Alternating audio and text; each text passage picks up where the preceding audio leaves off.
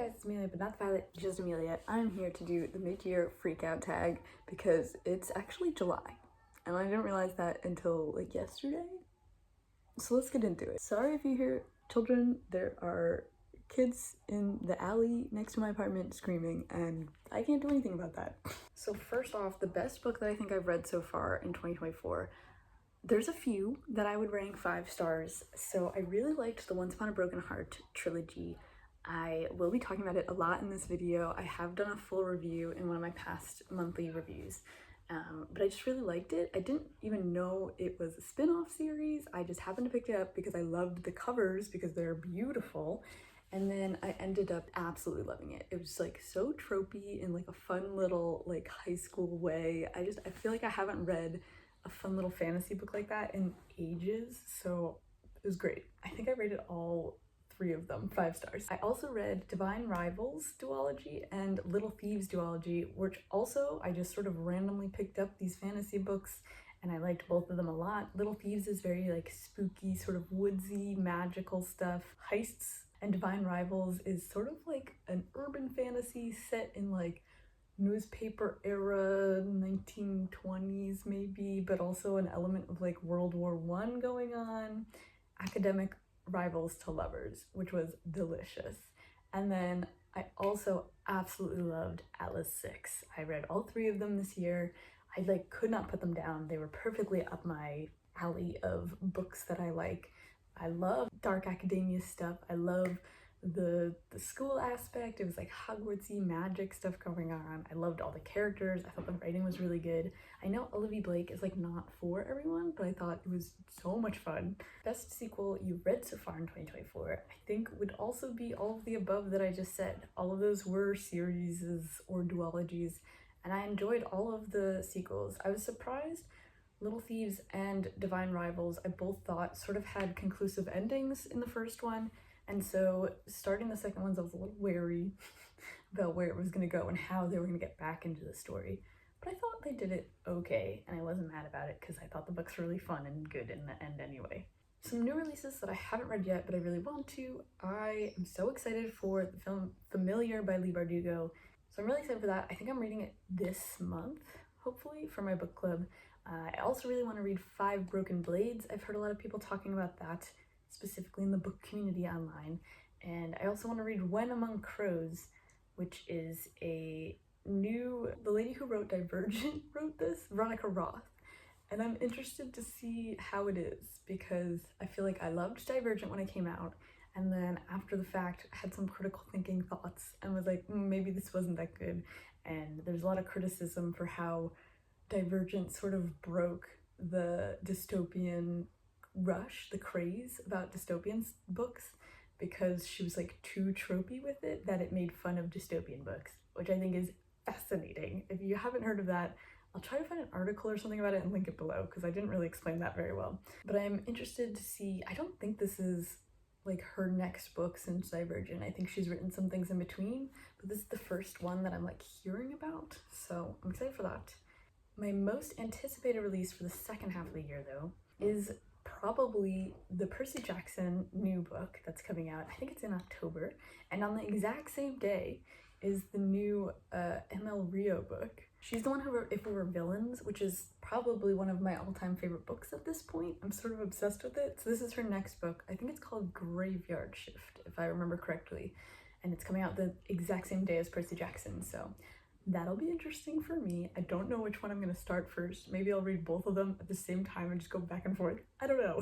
My biggest disappointment, I feel like there were so many this year, my god.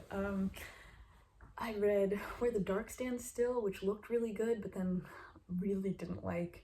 Everything I Know About Love, I feel like everyone's always talking about it, and I was excited for it, and then really fell flat for me. I feel like I read a lot of books this year that were sort of like up and coming, people were talking about them, but they ended up being massive disappointments for me, and I'm wondering if maybe I just waited to hear what people were saying first, that I wouldn't have made these mistakes. But also, someone has to do it, so you're welcome.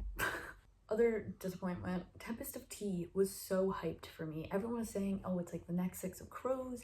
It's just like Six of Crows. It's a heist. It's fun. It's diverse. And I thought it was awful. I've never been so disappointed in a book, to be quite honest. And I'm really sad about it because it could have been really good, but I feel like there was a lot of editing problems. I'm not really sure. I don't know, man, but I was disappointed in it. My biggest surprise was probably Once Upon a Broken Heart. I didn't really know anything about it. I just literally chose it for the book cover, which, as we just saw, doesn't always go well for me. And I loved it. They're like probably some of my highest rated at this point. Like, I'm constantly thinking about them. I'm thinking about rereading them. I'm trying to get everyone to read it because I thought it was such a fun little time. I was really surprised in one day. I didn't think I would like it as much as I did. Same with Chain Gang All-Stars. I thought it was just like, oh, this is gonna be a fun little book. Well, maybe not fun, but I thought it was gonna be a good book that people recommended to me and really important conversations to be having. So I've been recommending that to a lot of people. I definitely recommend it if you haven't read it yet. It's about the prison reform system in the US in a sort of dystopian setting that's very like Hunger Games-esque, with how the incarcerated people are being treated. They have to go head-to-head in like battles. New favorite author, I guess, would be Stephanie Garber. I am planning on reading her other books, the Caraval series, and I know she has a couple other ones, I think, in this universe, so I'm excited to read those.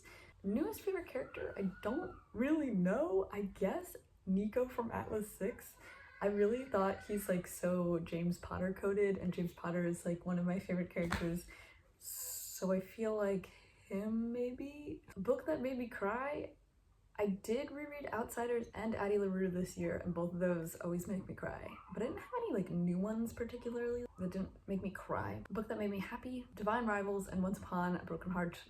So good. I was literally like kicking pillows. I was like, ah, I need to punch a wall. Like, they're just like so delicious the way they're written.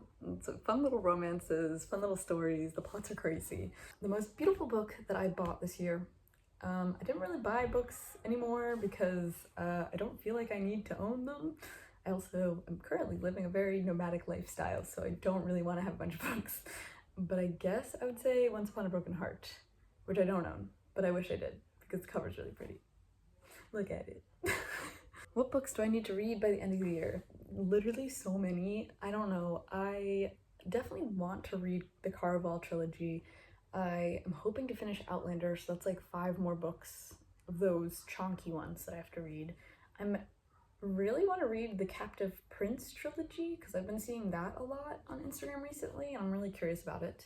I think it's a trilogy, I'm not really sure. I'm hoping to read The Goldfinch this year. It's been on my list for a very long time, and I keep pushing it off because I'm sort of a mood and season reader, so I like to read fall books in autumn, and I feel like Goldfinch is an autumn book to me. Mostly like all Donna Tartt books to me are autumn books, and so I need to read it in like October, September.